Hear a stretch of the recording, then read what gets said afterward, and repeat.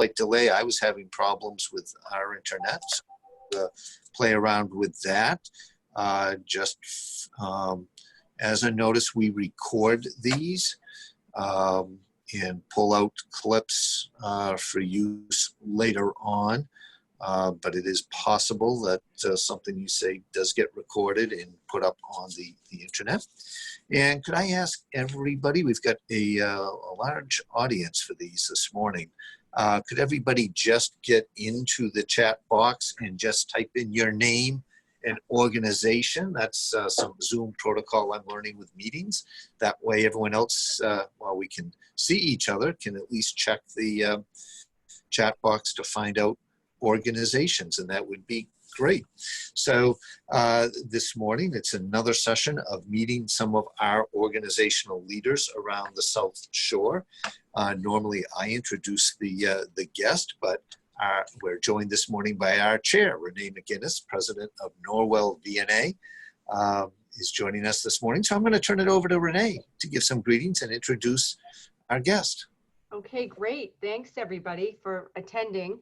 And so I'd like to introduce Rich Fernandez, who is the president of BI Milton Hospital.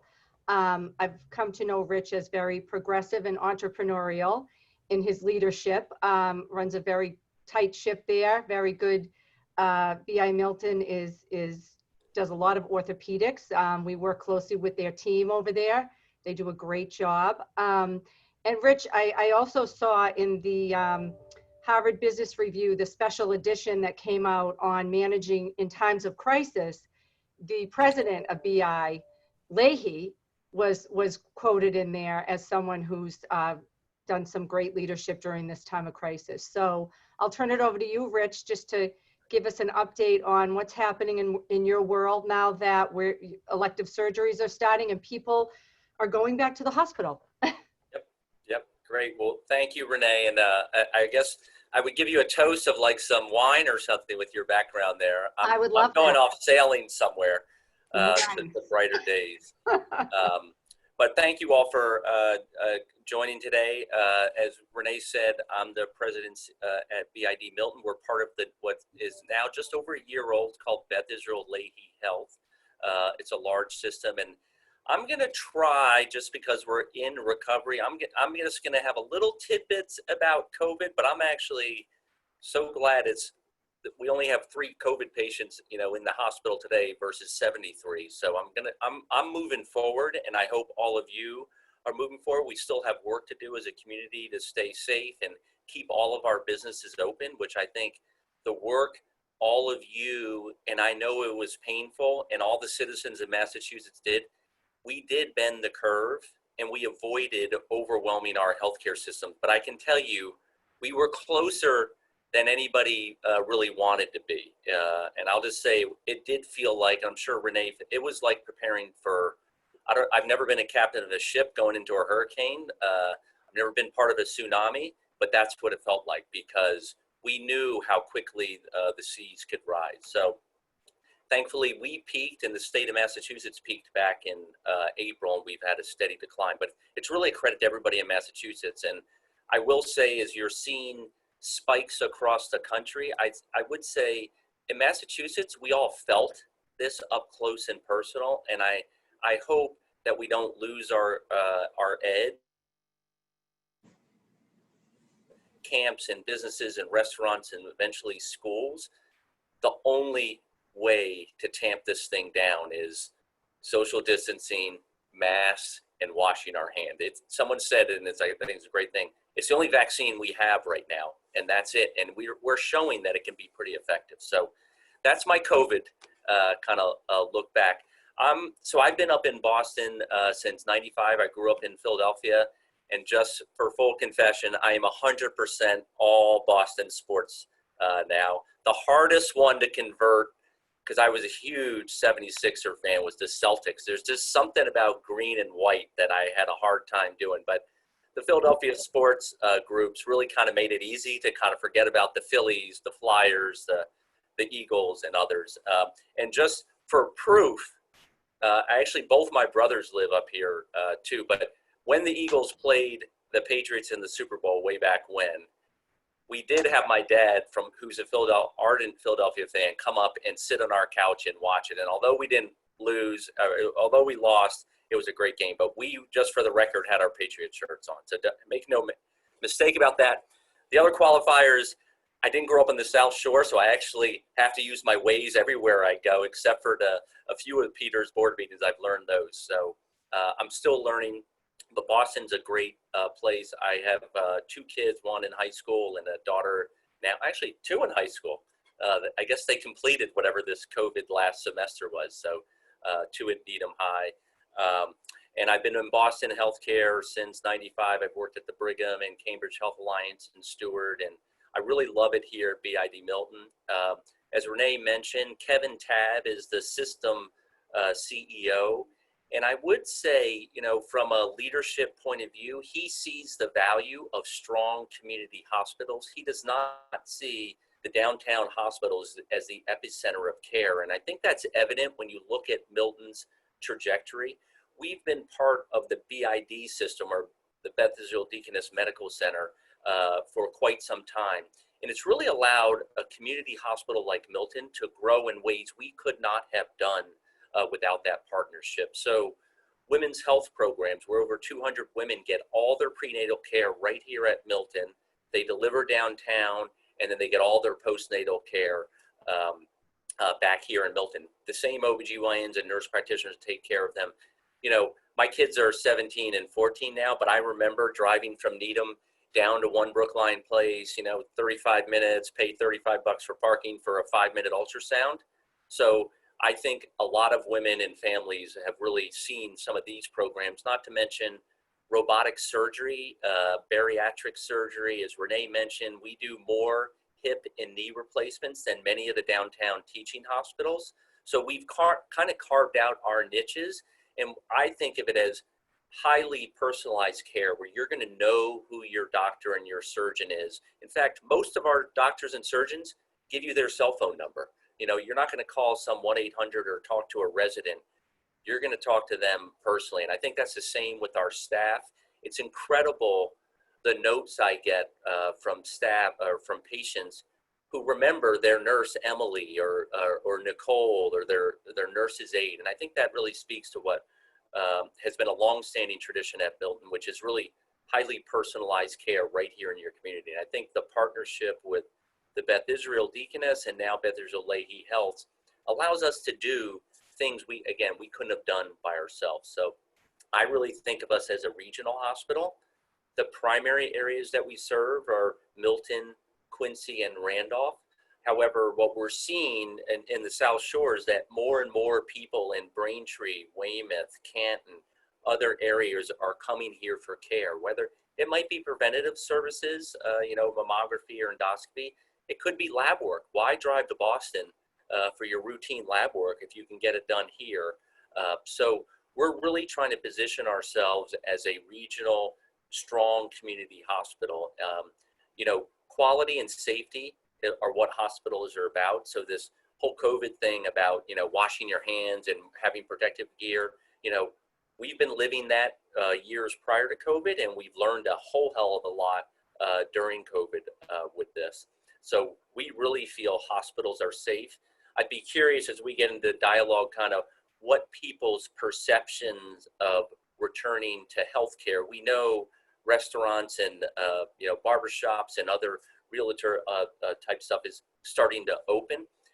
There's mixed information on, you know, is it safe to return to a hospital? And I would tell people it's very safe. If you look at the number of our employees who actually tested positive, it's you know, a fraction of people. We treated at this hospital probably over the whole course that stayed in the hospital, not the people that came to the emergency department and left and, you know, recovered at home, but hospitalized patients, something like 280 or so patients in the hospital, which was about the 5th most of the whole BI system. So this region, Braintree got hit hard, Randolph got hit hard, parts of Boston, and, you know, people got great care here. In fact, there's one story, it's on our website, you can check it out.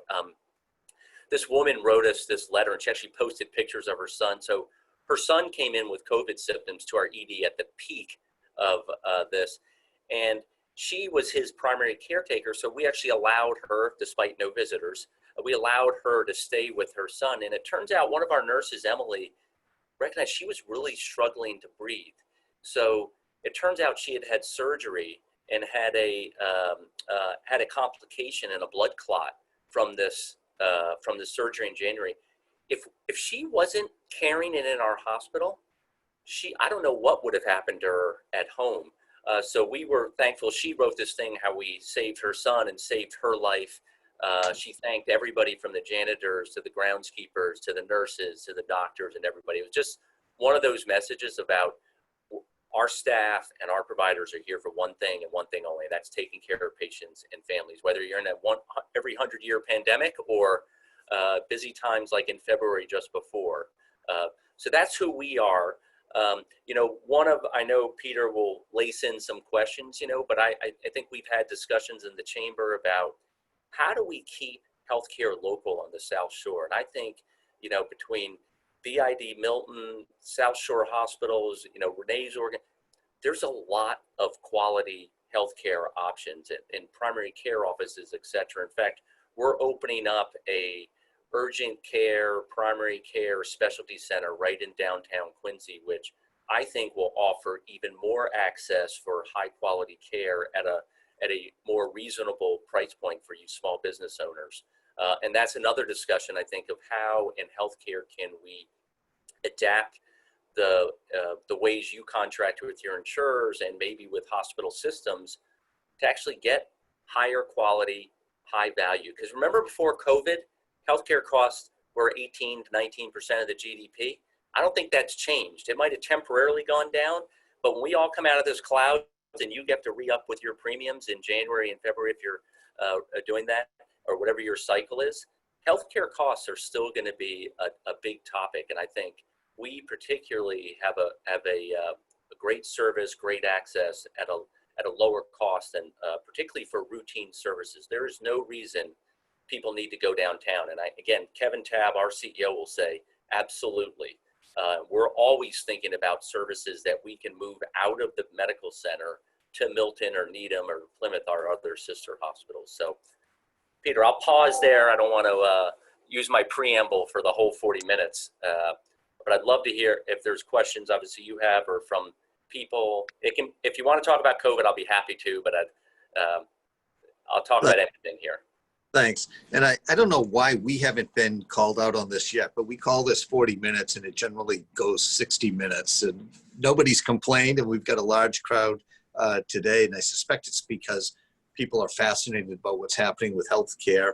But a lot of people want to know you as well, because you didn't grow up on the South Shore. So I'm going to mix in a little bit on healthcare and a little biography. But you were you mentioned you were up to 78 cases or 78% capacity early on with COVID. But you were where at capacity at almost 80%? You mean how many COVID positive or suspected do we have at our max? Or Yeah. where are we now? Where was that in terms of the capacity of the hospital? Yeah, so we're a 100-bed hospital, so call it 80%. But given that most patients, if we didn't know if they were positive, need to be in a private room, we were pretty much at max capacity. And that's the other value of being a system. So we maxed out not only our inpatients, but our ICU. We have an 8-bed ICU. So whenever we were feeling like the water was coming over the edge, we could transfer patients either downtown to the medical center or to Mount Auburn or to Leahy or even to Needham or Plymouth. So being part of a system helped us kind of balance load when we were getting our the scales were tipped a little bit. Yep. That was significant. Let me ask you, one of the concerns during all of this nationally, but certainly in Massachusetts, was hospital capacity, healthcare capacity, and a lot of the economic shutdown was not to stop COVID, because that wouldn't do it, but to prevent an overwhelming of the healthcare resources, particularly the hospitals. And a little bit of historic irony is that back in the early 90s, Massachusetts, this is what now, 30 years ago. Yep. I Massachusetts. know exactly what you're going to quote, Peter. Yep. So the political push led by then Governor Weld and then Secretary of Human Resources, Charlie Baker, actively moved to close hospitals, mostly community hospitals, but we were debedding the hospital system 30 years ago. Was that a mistake? Are we paying for that now? Where is hospital and healthcare capacity in your view, given that we've just gone through shock therapy, realizing how quickly it can be overwhelmed? Yeah, it's a great question. Peter, my whole healthcare career, and I'm 51 for the record. I don't know if I look older. If I turned around, you'd probably say I look older, but my whole entire career, I've heard in Massachusetts, we have too many beds and we're too pricey, right? Everybody has too many beds, and hospitalizations are it just hasn't happened. I think they forgot one key demographic, that every day the baby boomers, I think it's 500,000 people in the country turn 65. Somehow people got the math wrong on that. And I don't think it's necessarily that we have too many beds, but every hospital in the Commonwealth, and we had these great weekly, sometimes twice with CEO calls with Mass Hospital Association organized, so we could talk to people across the state. Every hospital, including Milton, we doubled our ICU capacity. How did we do that?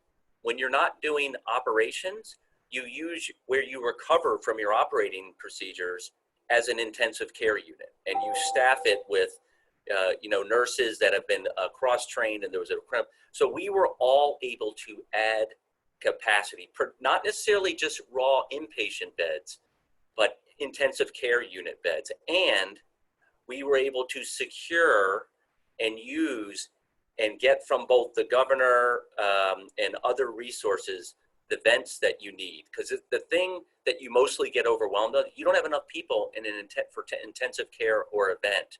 And let me tell you, if you're not a healthcare person, although that's what we did, and as a state, we doubled our capacity. We were using 160% of our normal capacity at the peak in the state. But what I will tell you is that you never want to be in an ICU or on an event. But I'll tell you what, even our PACU, and I'm proud, and we delivered good care. It's not the same level of care when you're nestled in the ICU with the normal ratios of intensivists and nurses. It is adequate, and it is good, and it is safe. But I'll tell you, you see the tents from the pandemic in 1918. We weren't outside, but we were having to train, and we were having to use people who hadn't practiced intensive care medicine in a long time. Now, we had oversight and all that, but believe me, we don't want to be there again. But that is the way we survived. So, Peter, I wouldn't say it's the regular beds. It was, for this pandemic, it was intensive care beds and being able to secure ventilators to do that. And we're ready. The good news is, if this does pop back up, I'm just hoping we know what to do. Maybe we don't have to cut all elective surgeries or close every restaurant, but maybe it's tamped back down. It's outdoor seating. It might get a little challenging in the restaurants in November for outdoor seating, but hey, sometimes you got to innovate. So the push in healthcare has been to move more services and divert people away from hospitals, do the urgent cares, do the telemedicine. I think a lot of that was to expand access to healthcare, reduce the cost, but it was also a move to kind of get away from the large, expensive institutions. Does this change the trajectory in the minds of political leaders and healthcare professionals? Do we keep in reserve the big, expensive institutions for that 100-year storm of healthcare needs like a pandemic? Or do we continue where we're going of closing them down and have more of a MASH mentality that if there's a big surge, we'll just put temporary beds somewhere and we'll bring people out of retirement to provide the care? Where's this change the thinking about what an adequate, comprehensive healthcare system for the state should look like? Yeah, I'm not sure. I haven't heard a lot of discussion about, radically changing the healthcare system. I mean, I think people know in downtown Boston, Strong was one of the temporary field hospitals. They had another one in Worcester. This is a 100-year pandemic, right? This is not something we expect. We hope.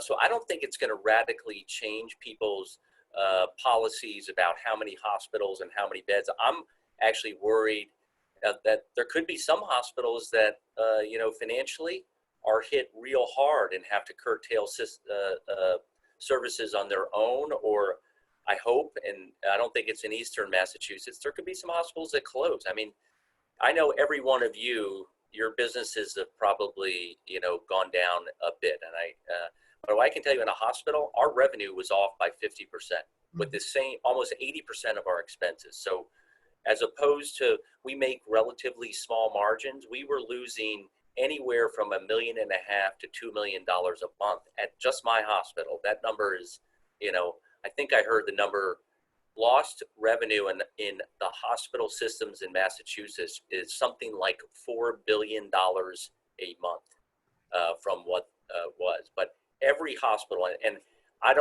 I'm not asking for sympathy. If you were a restaurant owner or somewhere where you had to close and shutter, I mean, you're feeling the same pain as the hospital. So, Peter, I don't think it's going to radically change. Are we going to keep telemedicine? Yes. And we need to push like hell to make sure all the payers and Medicare continue to fund it appropriately because it was the perfect storm. Patients, providers, and payers overnight, literally within a week. And I can tell you that I know a lot of you, if you've had, it is a really good thing to be able to, if you think about access for care, particularly for disadvantaged or lower income or socioeconomic disadvantaged populations, not having to leave work, take 2 buses, right? And I mean, this, I think, is a game changer in healthcare. We just have to figure out, make sure we can sustain it and finance it. And I do believe that the better access to primary care through telemedicine is one of the reasons, and I'm not saying this from a study, it's kind of a hunch, is that emergency department volume across Massachusetts is down probably 10 to 20%, even 3 weeks after the governor's opened up the doors. And I think part of it is that you can access your PCP now. You used to have to call them in the office. Now they'll be quick to jump on a phone call or a video with you. And I think we're preventing some unnecessary emergency department visits, which I think is a good thing. I agree with you, Rich, on that. No, we, in home care, we really ramped up our telehealth, and we were doing virtual visits, and we were assisting the physicians to do face-to-face visits with their clients, because some of the patients, our elderly population, didn't have the technology or the wherewithal to do it. So we were going out to the home and assisting them to be able to have their face-to-face visit with the physician. So we're going to continue to use telehealth, like you said, much more than we ever have. Just a great way to connect the doctor with the patient and not having to go to the ER or not having to go to urgent care. So it's a great. My wife's actually a pediatrician, and it was all HIPAA compliant. I swear I don't know the person's name or anything, but I remember, and she was a little bit I would say she was kind of really resistant because you can't really do a physical exam. But I remember 3 distinct calls, and I'll just tell you one. There was one very early on, a patient and a mom called. The child was like 3 months old, was worried about her breathing or something. And they were able to teach the mom and teach the daughter, looking at her stomach, she could tell that she wasn't in distress and didn't need to go to the emergency department and just made a follow-up in the office. That's versus great. Another one where the baby was clearly in distress. If this was pre-COVID, she would have literally been talking on the phone, and it would have been kind of a toss-up, and she would probably just sent them to the emergency department. So telemedicine has to stay. It's in all different avenues. And I do believe, looking at other pushing care continuing in the community, which was pre-COVID, needs to continue because just to get back on your piece about the kind of high-cost hospitals, the high-cost hospitals downtown are designed to take care of the really sick patients, the tertiary things, right? Like if I need a second opinion, I'm probably going to go downtown, and that's appropriate. Or if I need some, brain surgery or heart surgery, you're not going to do that at Milton Hospital. You're going to do that downtown. Yet because they serve the communities in downtown Boston, they're doing all the secondary care that you could do at a community hospital for people in that region. So I wouldn't say they're costly. I would say they're designed for the real sick patients, and we need to continue to support that. Good. Let me ask you about supply chain. Everyone got a national education on supply chain through this, particularly for healthcare. What do you do individually as a hospital, and what does the Beth Israel system do? You're going to be buying huge warehouse space now, and how's the healthcare system going to be thinking ahead to supply chain? So that was going to be my question, Peter. You stole my question. I can't wait to hear. I'll answer you. So it's a new frontier, although we've always used these supplies. The volume and the uses of them, we've had to double down, just like all of you if you're reopening. So I guess this is size matters in this. We're a large system.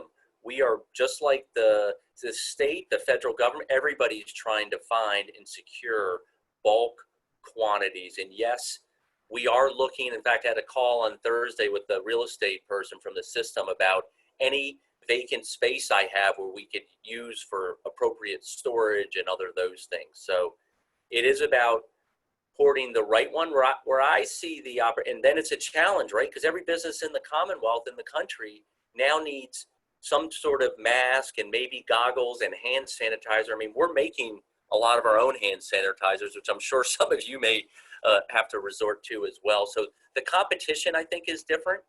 But I do think there's opportunity, and I would challenge us on the South Shore. Are there manufacturing or other opportunities, maybe not for hospital grade masks and goggles and gloves, but what you need in a restaurant versus a real estate shop or a bank is probably different than what you need when you're doing, a surgical procedure or treating someone in the emergency. So I think there's a real opportunity for innovation kind of grades, all safe, but grades of protective wear that we need to adapt to. In healthcare, we tend to go to the highest level, just by nature and because of the nature of the work we're doing. But so we never, I think it's a little bit of a trick. You never say you have enough. Although, despite some of the articles that you've seen, we've been able to protect our staff with the appropriate gear throughout the whole crisis. And we track it every week. Every week I need to sign off based on the number of days that we have for surgical masks, for goggles, for other PPE. So it's top priority. It will not. It'll be on the top of the checklist for quite some time until we have a vaccine and treatment. Let me ask both you and Renee. The most important supply chain is going to be personnel and employees, and the stories we've heard are heroic and scary about what healthcare workers went through and what they did. And that in many ways that could attract people to an industry, and others it would scare them. What are you seeing in terms of workforce in this area for healthcare generally as you look to the next 5 years or so? And you and Renee are in different ends of aspects of healthcare, but what are both of you seeing? And we have some other healthcare people. Brewster Ambulance is on, for example. That's another piece of healthcare. We have some other systems joining us, but what are you seeing for workforce? I'll let you start, Rich, from the hospital perspective, and then I can, So I think the highly technical positions, the pipeline, I don't think has totally changed. I think, there are some short-term challenges with some of our recent nursing grads. They can't take their boards, so we can't really hire them quite yet, or we need to really tutorial them. I would say, unfortunately, in the short term, some of our more service-oriented frontline workers that don't require technical healthcare experience, right, like working in physician offices and others, the unfortunate thing is, 10% of the workforce in Massachusetts is unemployed. Mm-hmm. So we posted, and believe me, we have some new jobs in the hospital. So now we have to secure and distribute our PPE. As of now, we have to secure and monitor all of our entryways. And we will and are continuing to test both employees, surgical patients, doing swabbing. I was actually pleasantly surprised when we posted jobs recently for those. We had loads of candidates, but that's a reflection of the short term. People are out of work and they want to connect. I still think there'll be opportunity in healthcare. I think we need to think a little different on some of these hard to fill positions, and it probably hits Renee too, with certified nursing assistants and others. We need to attract people to that field, train them, and differentiate ourselves from the traditional role. But some of the technical ones, I think we haven't had it at Milton, but I've heard at other organizations where people have, you know, they were nearing retirement, and despite the stock market kind of rolling a roller coaster, they've kind of said, I think I've had enough of this healthcare thing. I don't want to be here for the second wave. But we haven't faced that at Milton. We do have some kind of highly skilled positions where we're re-recruiting, and it's mainly because people can't come back to work because of childcare or other problems. But again, I think there is an opportunity, particularly either training people up, whether it's CNAs or nurses. But I think, unfortunately, the service line workers, right now, there's a ton of people out there looking for work. Yeah, I agree, Rich. And I think from the perspective of, if you look at this, two things. One is from the hospital nurses that I know that were working in the hospital during COVID in the ICUs and so on. They felt very supported and protected at the BI Lahey system at Tufts Medical Center. You know, they had like Rich said, they had the equipment they needed. They had the PPE they needed. So they felt very comfortable. They were exhausted because it's exhausting to work in the ICU for long hours. In particular, those patients were very challenging. They were learning as they went. And so I think that they felt very supported. I know that isn't the case of some of the other systems that we saw in the newspaper about PPE, but for the most part, I've heard that everyone felt protected. Same for us. So we were protecting our staff, very low exposures. Any exposures we had were really from our staff being exposed in the community, maybe a spouse or so on, but kept them safe, had the highest level of PPE. We are also, Rich, advertising for different positions and flooded with resumes. Also even nursing, and looking for some nurses for our hospice program. So I think people are still out there. They were a little nervous. The CNAs, again, we're challenged with securing those positions, but seeing more movement there. People coming from other areas where they have, like, whether it's the restaurant industry or what have you, other areas that have seen layoffs, they're being more attracted to these positions. So if we stay competitive and we can pay them, you know, a competitive wage, I think it's an opportunity right now to be able to really secure some good talent. So I think the one other structural thing is just making sure the nursing schools and programs can open up and we can do the appropriate in-service.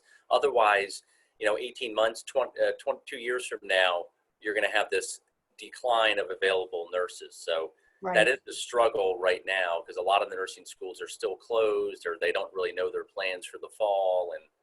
And quite honestly, if you're going to have 18 nursing students come to your hospital, that's 18 more masks and gowns and PPE, which, again, we need to figure out a right balance here. So as long as the nursing schools open up, I think we won't have it. But if there's some delay or reduction in enrollment, I think the nursing shortage will become even worse. Yeah, I totally agree.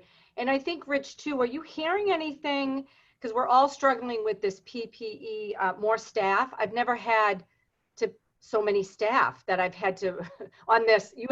I'm sure you have a whole team, but I'm paying all these people to do the supplies, divvy out the supplies, count the supplies, the burn rate, blah, blah, blah. Oh, We yeah. have like central supply, which at a hospital, I know you do, but in home care, we've never had central supply.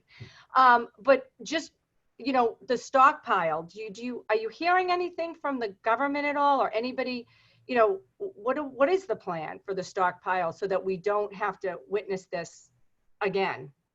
I feel like it's the best kept secret. I think there's stockpiles. It's like little ant holes in the spring. I think they're all over the place, but nobody really wants to say where there's. I know the Governor Baker and his team are through their command center doing that, and I know every system, our system partners, everybody is doing that.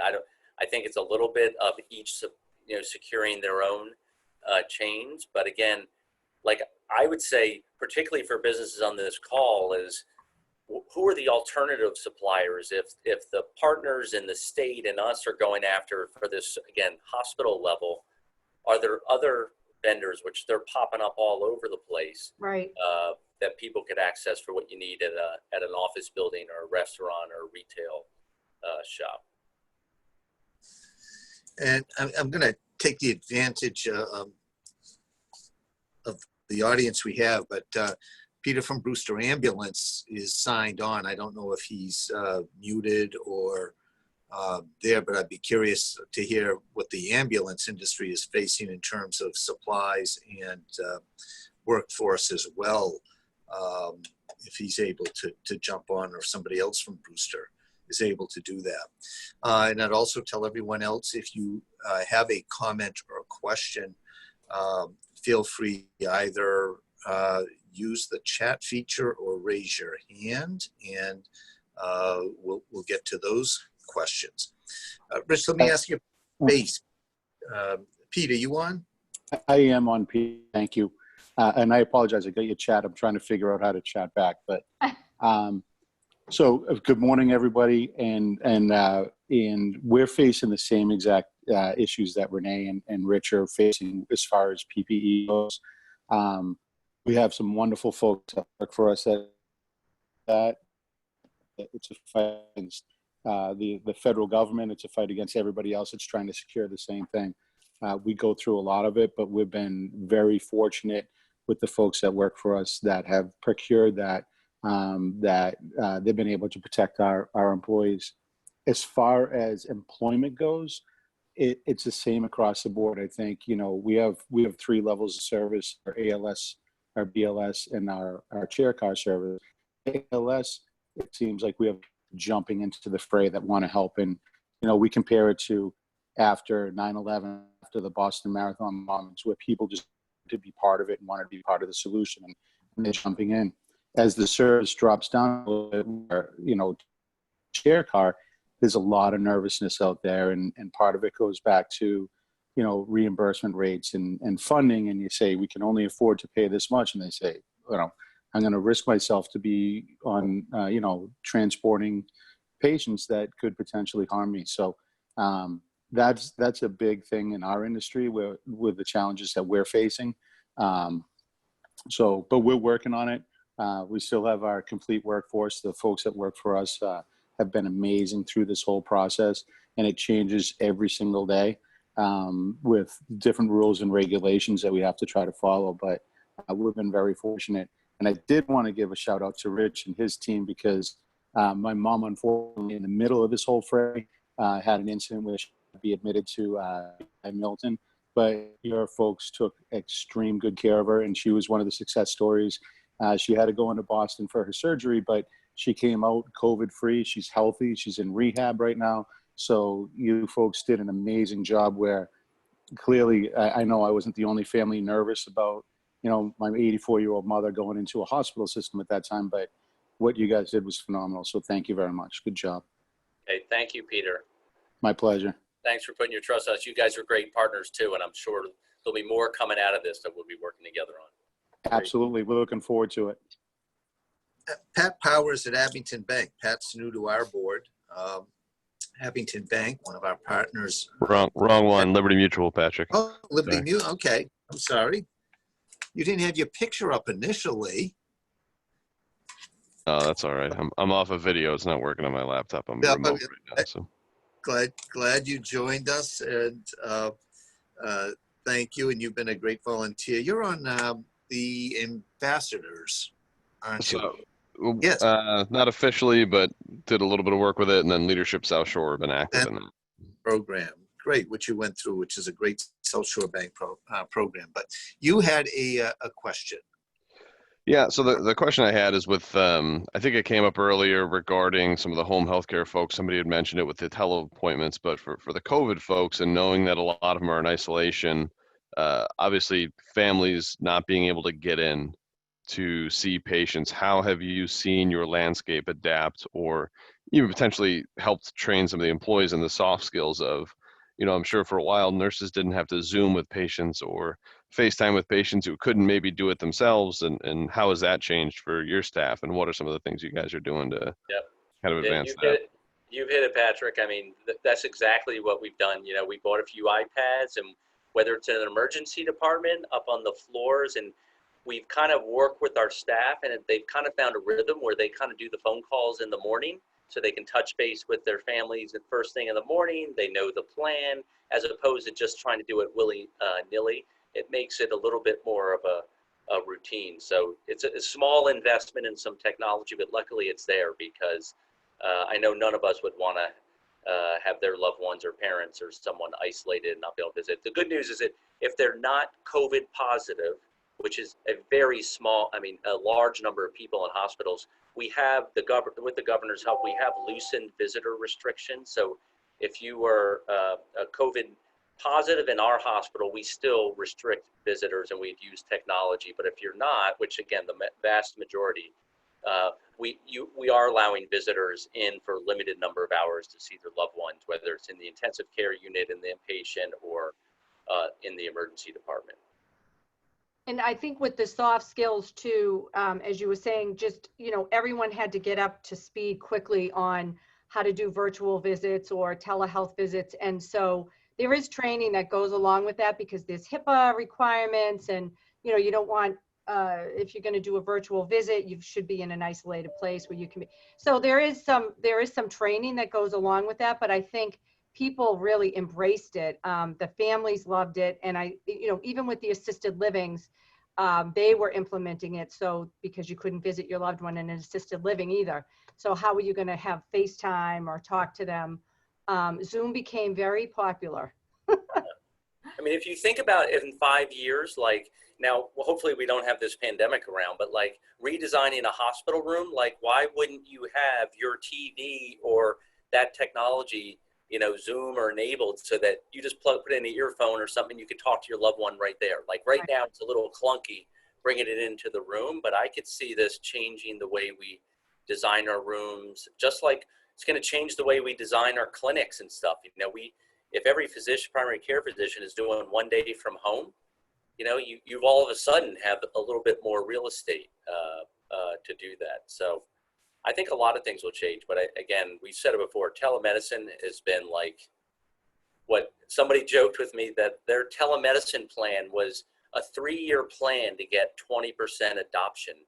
Instead, we get a pandemic that in 2 weeks you get 100% adoption, not just from every physician, which they were worried about, but patients, many patients and others. So definitely a positive side to this. Let me talk about real estate. You have a small campus. Bob McChrystal, who heads up communications for you, was telling me just before the call that you exiled him. You've moved his office out. You're now over in Canton, at least part of it. You're doing an urgent care facility in downtown Quincy.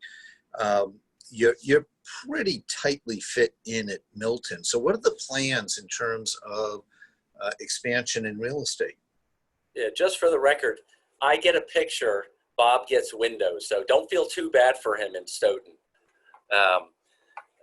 So our plan, our hospital campus, we actually have, although we're pretty tight, there is buildable, and we do have some plans to expand. They've obviously got delayed because of COVID, but we actually, the 20 or so acres that our hospital sits on here in Milton, we definitely can develop some of that in partnership with the town and our neighbors. But as you know, Quincy, we serve probably more patrons from the city of Quincy than we do actually in the town of Milton, just by sheer numbers. So I really see our future expansion being outside of the Milton proper, in places like Quincy and Canton and Weymouth in the South Shore. That's where people want to go. Very few people, I always tell people, most people don't need hospital level care. What we want to be able to do is make sure we have primary care in neurology, right? And it might be access to other specialists. And what we found is when you provide high quality care in a convenient setting, people come, and if they need to have surgery, you know, they'll come to the hospital that the physician recommends. So I really see us probably building up a little bit here on the campus, but continuing to work both as Milton, but also as the Beth Israel system about how do we have some regional outposts in the South Shore. So it'll take us a little time to get that restarted, but that'll be coming. Our Quincy place should be open hopefully in November. Is the Quincy location, Rich, going to be primary care or specialty, both? Everything. So there'll be primary care, specialty care, and then what I call kind of high intensity urgent care. So there'll be our emergency physicians with a full service lab, radiology.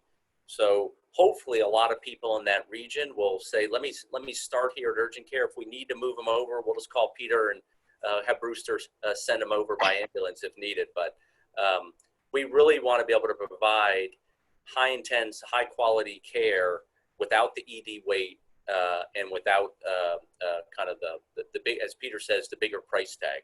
Oh, that's great to know. Now, where is that location, Rich, in Quincy? Is it? So I can give people the street location, but most people know it is right off. It's right next to the Party City out on downtown Quincy on Walter. Bob, help me with the name of the road. They just renamed the road there. Walter Hannon. What is it? Walter Hannon Road, I think, is what they renamed. Oh yeah. It. Okay. So it's just outside of all the downtown development there, in between Hancock and the thruway there. Perfect. Great. Yep. So, Rich, before you came here down in Philadelphia, were you running a hospital, a healthcare system? What were you doing down there? You mean high school? I didn't get to do that in high school. No. So I went to high school in Philadelphia. I went to college in North Carolina, then went back to Philly for grad school. So I was at Temple's Fox School of Management, getting an MBA in health administration. And I knew I wanted to come up here. So I did my summer internship up at the Brigham, and that's how I landed the job here. So no, very few, although it's the best networking story I always tell people. So when I was getting my graduate degree, I needed to get a hospital thing on my resume. So I was working in the Department of Security Administration at the University of Pennsylvania Hospital. And for all of us, digital photography was new. So these digital IDs, instead of taking a Polaroid and laminating it, I was the young guy who was going to work this digital badge system. This is 1993, just to timestamp it. But I was bored out of my mind, so I was always asking for other projects. And one day I was talking to the executive assistant about me. I was going up to Boston to look for a summer job or internship. And the director of security, Al Glogauer, walks by and he goes, "Oh, you're going up to Boston? I know somebody up there." And so when I got back to my house for lunch, there was a message on the phone from the CEO of the Brigham and Women's Hospital, who was working at Penn, had just gone up to Boston, and he hired me for the summer internship. To this day, I have no idea what I did to impress this guy, Al, but it's the power of a phone call and putting your trust in someone. So I'm not sure I would have been here if it wasn't for Al Glogauer and digital ID badges. Careers take funny turns. So if you could, you never know where anything's going to go, particularly in your industry. If you could plan ahead 5 years, where would you be? Did you say 5 weeks? Yeah, I got that, Peter. 5 years? We'll give you 5. So 5 years, what I would say for Milton, I would say we've kind of. For you? For me, I love it here, Milton. That's a trick question. I've got big plans here. He's not going to disclose, Peter. No way. But I've got big plans. I've got a 10-year master plan here. So I've got to raise a lot of money and we've got to treat a lot of patients. So how are you engaging the business community and the community outside of healthcare? How do organizations like the Chamber of Commerce help you, either personally or as head of the institution? Yep. I mean, I think forums like this and other ones we had pre-COVID to get to know what businesses' struggles are with healthcare, because Beth Israel Lahey as a system, we really actually want to work with the payers, the Harvards, the Blue Cross, and the Tufts to come up with innovative products that will allow your employees to get great care and you and your employee to pay lower premiums. And I think the Beth Israel system, including Milton Hospital, is part of that. But we need to be able to get and create some of these plans, because all of you small business owners, you can't afford the 6 and 8 and 10% health insurance increases.